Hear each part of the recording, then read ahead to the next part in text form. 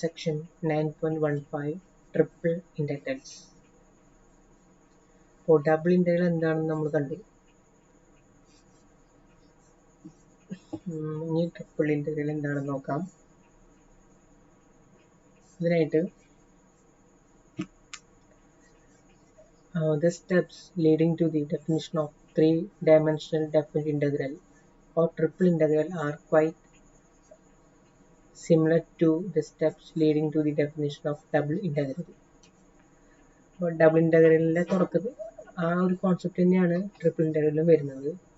എക്സാമിനേഷൻ്റെ point of വ്യൂവിൽ ഇതൊന്നും ചോദിക്കില്ല. പക്ഷെ നമ്മളൊരു കാര്യം പഠിക്കുമ്പോൾ ഒന്ന് മനസ്സിലാക്കി പഠിക്കുന്നു എന്ന രീതിയിൽ ഇത് നമുക്ക് ചെറുതായിട്ടൊന്ന് മനസ്സിലാക്കി വയ്ക്കാം. Let w is equal to f of x comma y comma z. നമുക്ക് നോക്കാം. ട്രിപ്പിൾ ഇൻ്റഗ്രലും ഡബിൾ ഇൻ്റഗ്രലും തമ്മിൽ വ്യത്യാസമുണ്ട്. ഡിഫറൻസ് എന്ന് പറയുന്നത് instead of a function of two variables in double ഇൻ്റഗ്രലിൽ 2 വേരിയബിൾസേ ഉള്ളൂ, എക്സും വൈയും. ഇവിടെ നമുക്ക് എത്ര വേരിയബിൾസ് ഉണ്ടാവും? 3 വേരിയബിൾസ് ഉണ്ടാവും, എക്സ് വൈ സെഡ് ഉണ്ടാവും. അതായത് ഇവിടെ പറയുന്നത് instead of functions of 2 variables we are integrating a function f of 3 variables not over a region R in a coordinate plane but over a region D of 3 space. അപ്പോൾ 3 variable വരുമ്പോൾ സ്വാഭാവികമായിട്ടും ഒരു plain ആയിരിക്കില്ല, space ആയിരിക്കും, 3 dimension space ആയിരിക്കും. അപ്പോൾ അതാണ് ഇവിടെ ശ്രദ്ധിക്കേണ്ട ഒരു കാര്യം. അതാ ഇവിടെ എക്സ് വൈ സെഡ് പ്ലെയിനിലാണ് നിൽക്കുന്നത്, ഒരു റീജിയനിലല്ല, സ്പേസിലാണ്. നമുക്ക് നോക്കാം. w is equal to f of x comma y comma z be defined over a closed and bounded region D of space. അപ്പോൾ F of X Y Z define ചെയ്തിട്ടുള്ളൊരു D എന്നൊരു സ്പേസിലാണ്. By means of 3-dimensional grid of vertical and horizontal planes parallel to the coordinate axis form a partition P of D into n sub-regions or boxes dk of volume delta Vk that lies entirely in D. അത് 2 dimension പറഞ്ഞപ്പോൾ ഞാൻ ഇങ്ങനെ തന്നെ പറഞ്ഞിരുന്നു. 1 dimension ആണെങ്കിൽ number line നമ്മളിങ്ങനെ partition ചെയ്യുക, ഇതിനിങ്ങനെ കഷ്ണങ്ങളാക്കി മുറിക്കും അല്ലേ. എൻ്റെ കർവ് നമ്മൾ ഇങ്ങനെയാണെന്ന് പറയും. എൻ്റെ താഴേക്കുള്ള പോർഷൻ്റെ ഏരിയ കണ്ടുപിടിക്കും. അതായിരുന്നു സിംഗിൾ ഇൻ്റഗ്രൽ, ഒരെണ്ണം മാത്രമാണെന്ന് വിചാരിച്ചാൽ. ഡബിൾ ഇൻ്റഗ്രലായപ്പോൾ എന്തുണ്ടായി? ഡബിൾ ഇൻ്റഗ്രലായപ്പോൾ എക്സും വൈയും വേരിയബിൾ ഉണ്ട്. അപ്പോൾ സ്വാഭാവികമായിട്ടും സെഡ് കൂടെ അവിടെ വരും ആണല്ലോ. അപ്പോൾ നമ്മളെങ്ങനെയാ, ഇപ്പം ഇതാണ് എക്സ്, ഇതാണ് വൈ എങ്കിൽ നമ്മളിങ്ങനെ പാർട്ടിഷൻ ചെയ്ത് എക്സ് ആക്സിനെ ഇങ്ങോട്ടേക്ക് ലൈൻ വരച്ചു, എക്സ് ആക്സിനെ പാർട്ടിഷൻ ചെയ്തു, വൈ ആക്സിനെ ഇങ്ങോട്ടേക്ക് ലൈൻ വരച്ചു, പാർട്ടിഷൻ ചെയ്തു. അപ്പം നമുക്ക് എന്താ കിട്ടിയത്? ഒരു നെറ്റ് പോലെ സംഭവം കിട്ടിയത്. അതിൻ്റെ ഒരു പോയിന്റ് ഇവിടുന്ന് ആർബിട്രറി പോയിന്റ് എടുക്കും. അപ്പോൾ ഇവിടെ എന്താ ഉണ്ടായത്? ഇവിടെ നമുക്ക് ഓരോ റെക്ടാങ്കിൾസ് ആണ് കിട്ടുന്നത് 2 dimension ആയപ്പോൾ. അപ്പോൾ 3 dimension എക്സ് വൈ സെഡ് കൂടെ വരുമ്പോൾ എന്താ സംഭവിക്കുക? ഇനി സെഡ് ആക്സിസിലൂടെ നമ്മളിങ്ങനെ പാർട്ടിഷൻ ചെയ്യണം. അങ്ങനെ പാർട്ടിഷൻ ചെയ്ത് വരുമ്പോൾ നമുക്ക് കിട്ടുന്നത് ഒരു ബോക്സുകളാണ്. ഇപ്പോൾ ഒരു ഇത് കണ്ടപ്പോൾ നമുക്ക് മനസ്സിലാവുന്നുണ്ട്, ഒരു സ്പോഞ്ചിൻ്റെ കട്ട, ഒരു സ്പോഞ്ച് അതായിട്ട് കൊടുത്താൽ മതി. സ്പോഞ്ച് അല്ലെങ്കിൽ നമ്മൾ റബ്ബർ, ആ റബ്ബറിനെ നമ്മൾ കുഞ്ഞു കുഞ്ഞു പീസുകളാക്കാറില്ലേ, കുഞ്ഞു കുഞ്ഞു റെക്ടാങ്കിൾസ് അല്ലെങ്കിൽ ബോക്സുകളാക്കി മുറിക്കാറില്ലേ, അതിനെയാണ് നമ്മൾ ഇവിടുത്തെ പാർട്ടീഷൻ എന്ന് പറയുന്നത്. അപ്പോൾ ഓരോ ഡയമെൻഷനിലുള്ള പാർട്ടീഷൻസ് വ്യക്തമായി മനസ്സിലാക്കണം.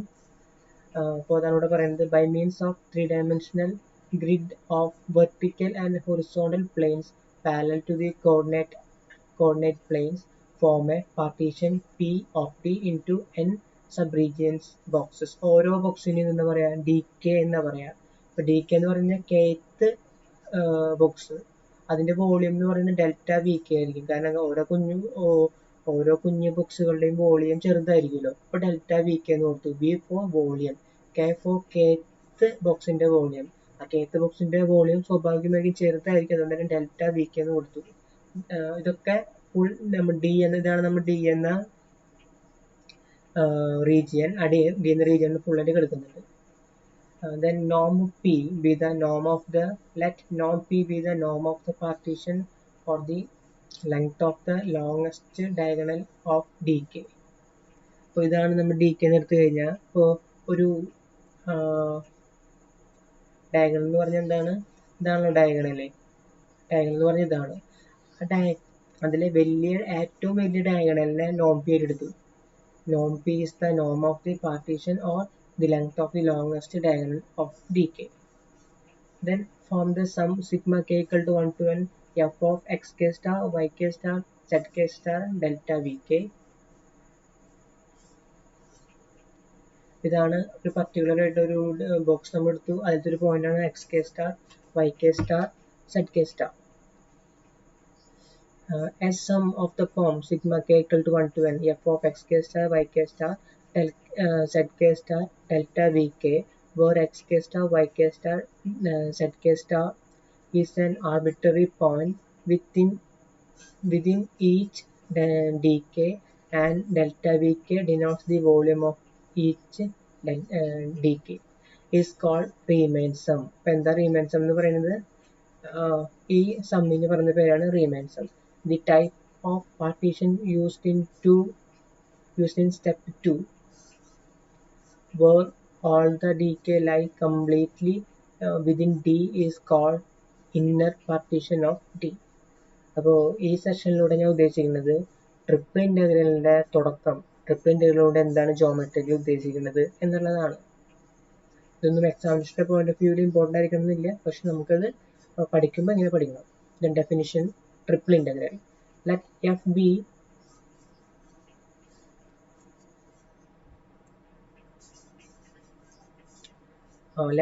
be a function of three variables defined over a closed region D of 3 space. Then the triple integral of f over D is given by triple integral over D f of x comma y comma z dv is equal to limit norm p tends to 0 sigma k equal to 1 to n f of x k star, y k star, z k star, delta v k.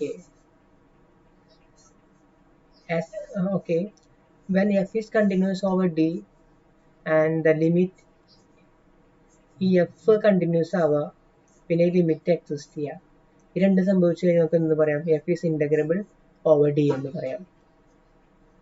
അപ്പോൾ മനസ്സിലായല്ലോ, ഈ limit exist ചെയ്യുക, F continuous ആവുക, ഈ രണ്ട് സംഭവിച്ചു കഴിഞ്ഞാൽ integrable over D എന്ന് പറയാം. Then evaluation by iterate integrals. ഇപ്പോൾ ഏകദേശം ഈ സെമസ്റ്ററിൻ്റെ ടോപ്പിക് കഴിയാറായി. അപ്പോൾ നമ്മൾ മനസ്സിലാക്കിയിട്ടുണ്ട്, നമ്മൾ സാധാരണ ഈ ഡെഫിനേഷൻ വെച്ചിട്ട് നമുക്ക് ഒന്നും തന്നെ കണ്ടുപിടിക്കാൻ പറ്റില്ല, പ്രോബ്ലംസ് ചെയ്യാൻ പറ്റില്ല. അപ്പോൾ പ്രോബ്ലംസ് ചെയ്യണമെങ്കിൽ നമ്മൾ വേറെ കുറേ കാര്യങ്ങൾ മനസ്സിലാക്കും. അത്തരത്തിലൊന്നാണ് ഈ പറയുന്നത്. Triple integral over D F of X comma Y comma Z D V കണ്ടുപിടിക്കണമെങ്കിൽ ഈ ഡെഫിനേഷൻ നോക്കി പോയി കഴിഞ്ഞാൽ കണ്ടുപിടിക്കാൻ പറ്റില്ല. നമുക്ക് പറ്റും, എളുപ്പത്തിൽ കണ്ടുപിടിക്കാൻ പറ്റില്ല. അപ്പോൾ എളുപ്പത്തിൽ ചെയ്യാൻ പറ്റുന്നത് എന്താണ്? ഇത് നമുക്ക് ഇങ്ങനെ ചെയ്യാം. Double integral over R region ആർക്ക് എത്തിയപ്പോൾ 2 ഡയമെൻഷനായി. 2 ഡയമെൻഷൻ ആകുമ്പോൾ ഡി എ. അപ്പോൾ ദെൻ പിന്നെ അതിന് മുമ്പായിട്ട് ഇതിനൊന്ന് ഇൻ്റഗ്രേറ്റ് ചെയ്യണം. അപ്പോൾ ഇതിനേക്കാളും ഭംഗിയായിട്ട് നമുക്ക് വേറെ ഇതിൽ പറയാം. Triple integral over D F of X comma Y comma Z D v is equal to integral a to b integral g1 of x to g2 of x integral f1 of x comma y to f2 of x comma y f of x comma y comma z dz dy dx. 3 പ്രാവശ്യം integrate ചെയ്യണം എന്നാണ് അവിടെ ഉദ്ദേശിക്കുന്നത്. ആദ്യം എന്ത് ചെയ്യണം? ആദ്യം കണ്ടോ f1 of x comma y f2 of x comma y ആണ് ലിമിറ്റ് എടുക്കുന്നത്. അപ്പോൾ ഇതിനെ എന്തുകൊണ്ട് വിത്ത് റെസ്പെക്ട് ടു ഡി കൊണ്ട് ഡി സെഡ് കൊണ്ട് വിത്ത് റെസ്പെക്ട് ടു സെഡ് കൊണ്ട് ഇതിനെ ആദ്യം ഇൻ്റഗ്രേറ്റ് ചെയ്യണം. ആ കിട്ടുന്ന ഉത്തരത്തിൽ ആരുണ്ടാവുള്ളൂ? എക്സും വൈ ഉണ്ടാവുള്ളൂ. അതിനെ വിത്ത് റെസ്പെക്ട് ടു വൈ കൊണ്ട് രണ്ടാമത് ചെയ്യണം. അപ്പോൾ അവസാനം കിട്ടിയ ഉത്തരത്തിൽ എക്സുകൾ മാത്രമേ ഉണ്ടാവുള്ളൂ. അതിന് വിത്ത് റെസ്പെക്ട് എക്സ് കൊണ്ട് മൂന്നാമത് ചെയ്യണം. ഇതാണ് ഇതിന്റെ പ്രോസസ്സ്. ഇതിന് മുമ്പൊരു ക്ലാസ്സിൽ നമ്മൾ കണ്ടിരുന്നു first type, region of first type, region of second type എന്നൊക്കെ. അതൊന്നും ഇവിടെ ജസ്റ്റ് ഒന്ന് പറയാം. തന്നിട്ടുള്ള ഫംഗ്ഷൻ എഫ് എന്ന് പറഞ്ഞ ഫംഗ്ഷൻ ബൗണ്ടഡ് ആണ്. Bounded by the functions z is equal to f2 of x, y, z is equal to f1 of x, y. അപ്പോൾ z is equal to എന്ന് പറഞ്ഞ് തരും. അപ്പോൾ ഇത് ആദ്യം തന്നെ ബൗണ്ട് ആയിട്ടുള്ളത് ബൈ z ആക്സിസ് ആണ്. അപ്പോൾ നമ്മൾ എന്ത് കൊടുത്തു? അതുകൊണ്ടാണ് ഇവിടെ കൊടുത്തത് z is equal to f1 of x, y, z is equal to f2 of x, y. അതിനെ ആ ലിമിറ്റ് വെച്ചിട്ട് തന്നിട്ടുള്ള എഫിനെ ഇന്റഗ്രേറ്റ് ചെയ്യുക വിത്ത് റെസ്പെക്ട് z കൊണ്ട്. അപ്പോൾ കിട്ടിയ ഉത്തരം ഉണ്ടാവുമല്ലോ. Then y എങ്ങനെയാണ് ബൗണ്ട് ആയിട്ടുള്ളത് കണ്ടിട്ടുണ്ട്. y is bounded by and the function is also bounded by. അപ്പോൾ ഇവിടെ സംഭവിക്കുന്നത് സെഡിന് ചെയ്ത് കഴിഞ്ഞ് കഴിഞ്ഞാൽ പിന്നെ അത് റീജിയനിലോട്ട് മാറി. ഇപ്പോൾ ഇവിടെ നിന്ന് ടോർച്ച് അടിച്ച് കഴിഞ്ഞാൽ താഴോട്ടേക്ക് വന്ന് പതിക്കുന്നത് ഈ സാധനമാണല്ലോ. അപ്പോൾ ഇതെന്തായി എക്സ് വൈ റീജിയനിലായി. ഇതിപ്പോൾ സ്പേസിലായിരുന്നു, അതെന്തായിട്ട് മാറി എക്സ് വൈ റീജിയനിലോട്ട് എത്തി. ഈ റീജിയനിൽ എങ്ങനെയാണ് ഇത് ബൗണ്ട് ചെയ്തെടുക്കണേ? വൈ കൊണ്ട് bound ചെയ്യപ്പെട്ടിട്ടുള്ളത് y is equal to g2 of x എന്നും y is equal to g1 of x എന്നുമാണ്. അതുകൊണ്ടാണ് ഇവിടെ കൊടുത്തത് g2 of x integral g1 of x integral g2 of x അതിന് വിത്ത് റെസ്പെക്ട് ടു dy കൊണ്ട്. Then അവസാനം കിടക്കുന്നത് എങ്ങനെയാ? നമ്മൾ സ്ട്രിപ്പ് കൺസിഡർ ചെയ്തു. ആ സ്ട്രിപ്പ് ചെന്ന് കൂട്ടുന്നത് എങ്ങോട്ടേക്ക്? എക്സ് ആക്സിലോട്ടാണ്. അപ്പൊ ഇത് first kind region of first kind ആണ്. റീജിയൻ ഓഫ് ഫസ്റ്റ് കൈൻഡിൽ എക്സിന്റെ ലിമിറ്റ് വ്യക്തമായിട്ട് തരും. എക്സ് എന്ന് പറഞ്ഞാൽ a to b ആണ്. നമ്മൾ കൊടുത്തു a to b. എക്സിന്റെ വേരിയേഷൻ a to b ആണ്. That is X varies from a to b with respect to dx ഉണ്ട്. അപ്പോൾ ഒന്നുകൂടെ പറയുന്നു, ആദ്യം തന്നിട്ടുള്ളതിനെ വിത്ത് റെസ്പെക്ട് ടു z കൊണ്ട് ഇന്റഗ്രേറ്റ് ചെയ്യുക, എന്നിട്ട് upper limit minus lower limit കൊടുക്കുക. Then with respect to y കൊണ്ട് ചെയ്യുക, upper limit minus lower limit കൊടുക്കുക. ദെൻ വിത്ത് റെസ്പെക്ട് x കൊണ്ട് ചെയ്യുക, upper limit minus lower limit കൊടുക്കുക. അവസാനം ഒരു ഫൈനൽ ആൻസർ നമുക്ക് കിട്ടും. ഇതാണ് ട്രിപ്പിൾ ഇന്റഗ്രൽ. ഇനി ഡബിൾ ഇന്റഗ്രൽ ആയിരുന്നപ്പോൾ നമുക്കറിയാം രണ്ട് ഓപ്ഷൻ ഉള്ളൂ, ഡി എക്സും D Y or D Y D X. ഇവിടെ മൂന്ന് ഓപ്ഷൻ ഉണ്ട് ഇന്റഗ്രേറ്റ് ചെയ്യാനായിട്ട്. D X, D Z, D Y D X. Sorry, ഇവിടെ 6 ഓപ്ഷൻ ഉണ്ട്. D Z D Y D X വരാം, D Z D X D Y വരാം, അങ്ങനെ 6 option ഉണ്ട്. അവസാനം മനസ്സിലാണ്ട് ഇങ്ങനെയാണ്, ഈ രണ്ടാണ് അവസാനം ചെയ്യേണ്ടത്. ഡി എക്സ് ഡി സെഡ് ആണെങ്കിൽ എന്ത് വേണം? ആദ്യം ഡി എക്സ് കൊണ്ട് ചെയ്യണം, പിന്നെ ഡി സെഡ് കൊണ്ട് ചെയ്യണം. ഇത് d Y D X D z ആണെങ്കിൽ ആദ്യം ഡി വൈ കൊണ്ട് ചെയ്യണം, പിന്നെ ഡി എക്സ് കൊണ്ട് ചെയ്യണം, പിന്നെ ഡി സെഡ് കൊണ്ട് ചെയ്യണം. The last two differentials tell the coordinate plane in which the region R is situated. ഞാൻ പറഞ്ഞല്ലോ, ആദ്യം നമ്മളിവിടെ z കൊണ്ട് ചെയ്തു. അപ്പോൾ സർഫസിൽ z കൊണ്ട് ചെയ്തപ്പോൾ സ്പേസിന്റെ കാര്യമാണ് ചെയ്തത്. പിന്നെ നമ്മൾ സ്പേസിൽ നിന്ന് ഒരു ടോർച്ച് അടിച്ചപ്പോൾ അത് കിടക്കുന്നത് താഴെയാണ്. ആ കിടക്കുന്നത് എവിടെ കിടക്കണേ? എക്സ് വൈ പ്ലെയിനിലാണ് കിടക്കുന്നത്. എക്സ് വൈ പ്ലെയിനിൽ കിടക്കുന്നത് മനസ്സിലായി, ടോർച്ച് അടിക്കേണ്ട ആവശ്യമൊന്നുമില്ല, ഇത് നോക്കിയാൽ മതി. അവസാനം കിടക്കുന്നത് y x D Y D x എന്നാണ്. അപ്പൊ നമുക്ക് മനസ്സിലായി, അവസാനം രണ്ടെണ്ണം നോട്ട് മനസ്സിലായി, ഇത് എവിടെയാണ് അവസാനം കിടക്കുന്നുണ്ടാവുക, ഏത് പ്ലെയിനിലാണ് കിടക്കണമെന്ന് മനസ്സിലായി. ആ ഒരർത്ഥത്തില് ഇത് എവിടെ കിടക്കുന്നുണ്ടാവുക? ഇതെവിടെ കിടക്കുന്നുണ്ടാവുക? ഇതെവിടെ കിടക്കുന്നുണ്ടാവുക? Y Z പ്ലെയിനാണ് കിടക്കുന്നുണ്ടാവുക. ഒരു പ്രാവശ്യം വിത്ത് റെസ്പെക്ട് എക്സ് കൊണ്ട് ചെയ്തു, ദെൻ റീജിയനിലേക്ക് എത്തും, അത് വൈ സെഡ് പ്ലെയിനിൽ കിടക്കുക. ഇതാണെങ്കിലോ എക്സ് വൈ പ്ലെയിനിൽ കിടക്കുക. അപ്പൊ അവസാനം രണ്ടെണ്ണം വെച്ചിട്ട് നമുക്ക് പറയാൻ പറ്റും ഏത് പ്ലെയിനാണ് അത് കിടക്കുന്നത്.